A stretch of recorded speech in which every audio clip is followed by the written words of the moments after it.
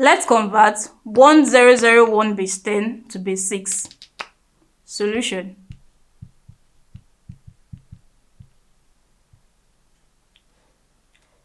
To do this, we divide 1001 repeatedly by 6.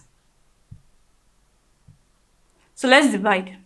6 in 10, we have 1 remainder 4. 6 in 40, that's 6, which is 36, remainder 4.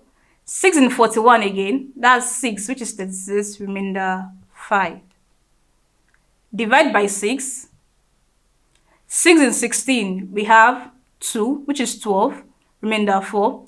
6 in 46, that's 7, which is 42, remainder 4. Divide by 6 again. 6 in 27, that's 4. 6 multiplied by 4, you have 24. When you take away 24 from 27, we have a remainder of 3. Divide again by 6. 6 in 4, we have 0, remainder 4. Now take the remainders upwards. So therefore, we have 1001 base 10 equals 4, 3, 4, 5 base 6.